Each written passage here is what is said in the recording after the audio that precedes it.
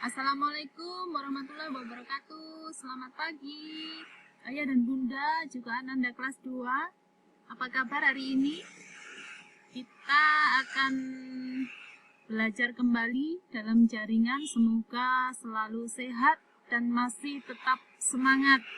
Untuk minggu ketiga bulan Februari 2021 kita ada di ujung tema 5 pengalamanku ya Ayah Bunda juga Ananda. Minggu ini kita selesaikan tema 5. Minggu depan kita gunakan untuk evaluasi Google Meet, juga untuk mengumpulkan tugas.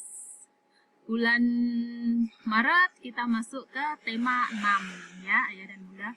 Baik anak-anakku, kita mulai pelajaran untuk minggu ini. Indonesia adalah negara yang sangat indah ya.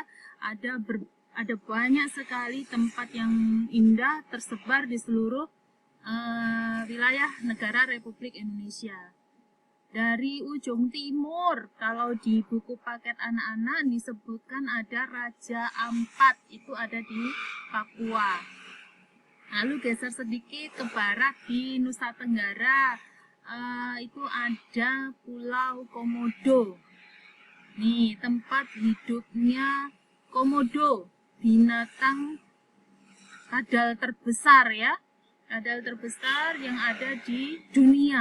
Anak-anak ini hidupnya di sebuah pulau namanya Pulau Komodo.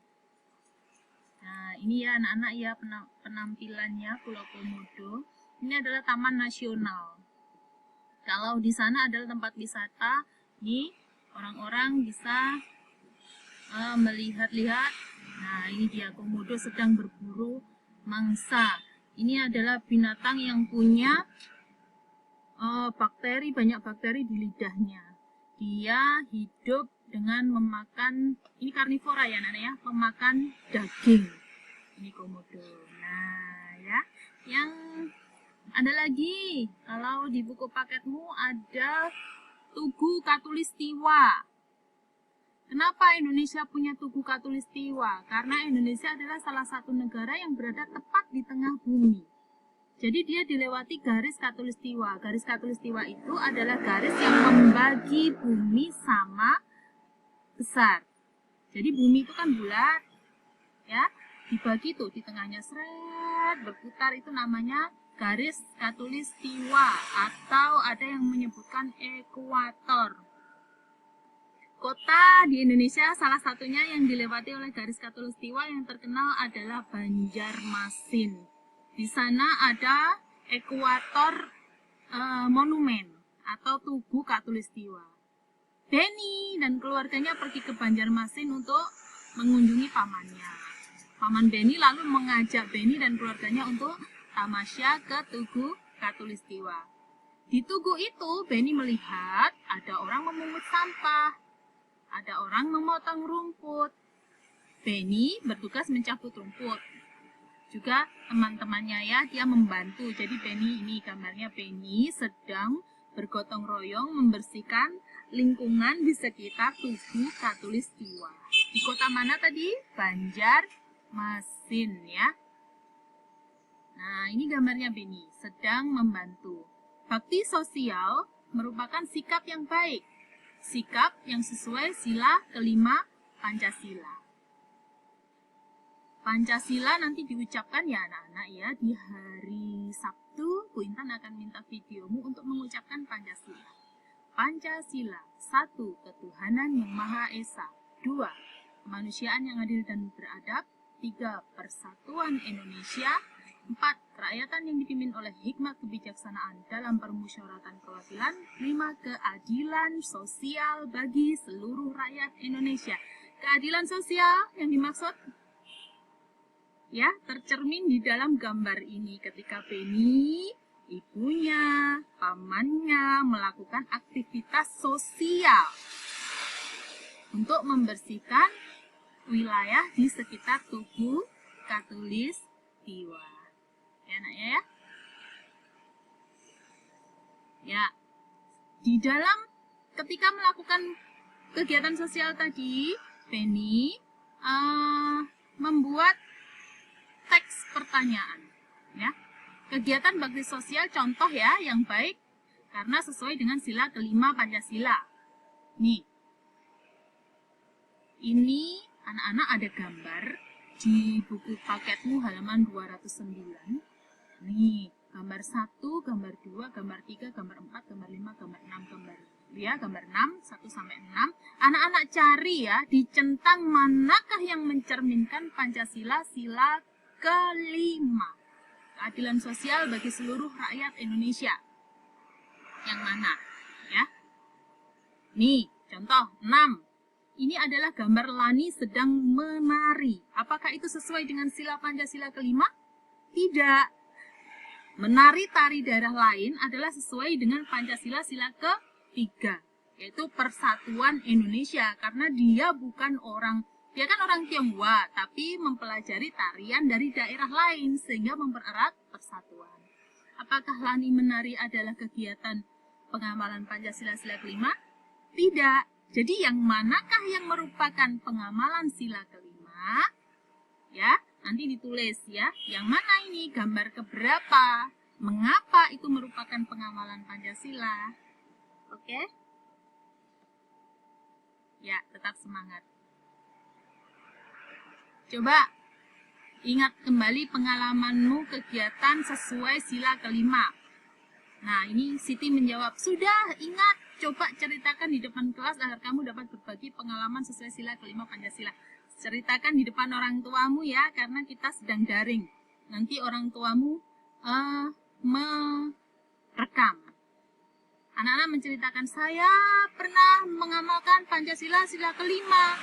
Saya pernah membantu ayah ketika dulu sebelum pandemi ada kerja bakti di lingkungan saya ikut membersihkan lingkungan bersama ayah. Boleh ya, contoh itu. Yang lain, pengamalan yang lain silahkan dicari. Nanti direkam ya ayah dan bunda, dikirimkan videonya. Ceritanya Beni tadi sudah bakti sosial lalu dia pulang ya anak-anak ya, pulang ke rumahnya. Beni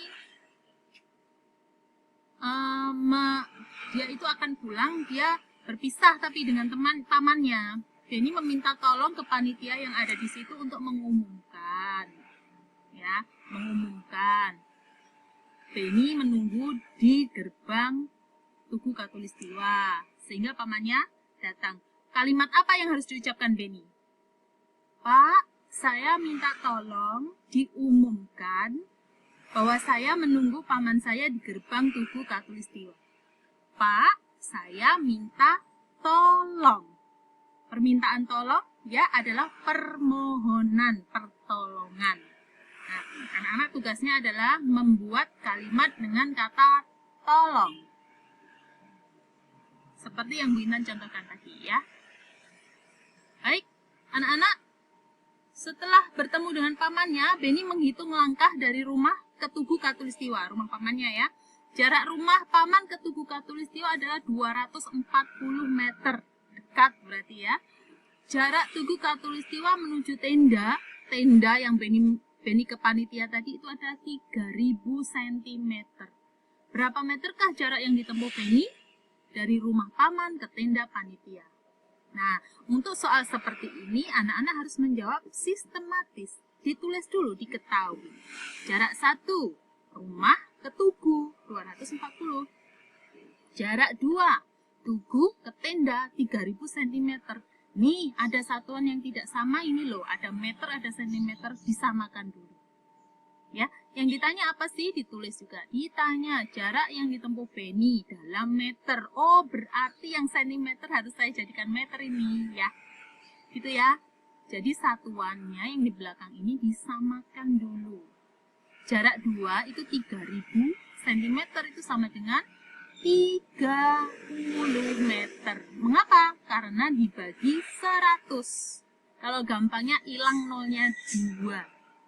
Ya, dibagi 100 nolnya 2 kan anak-anak ya. Nanti kalau kita ketemu tidak daring akan Bina jelaskan lebih jauh. Jarak tempuh 1, jarak totalnya adalah jarak tempuh 1 ya, dari rumah ke Tugu ditambah jarak tempuh 2 dari tugu ke tenda. Berapa itu? 240 meter ditambah 30 meter, 270 meter. Jadi jarak yang ditempuh Beni adalah 270 meter. Anak-anak, tugasmu mengerjakan soal di halaman 213 dengan sistematis, diketahui, ditanya, dijawab. Ya, ada 5 soal. Baik, anak-anakku, pembelajaran kali ini Bu Intan akhiri. Nanti tugas-tugasnya apa untuk per hari, nanti Bu Intan share di grup WA.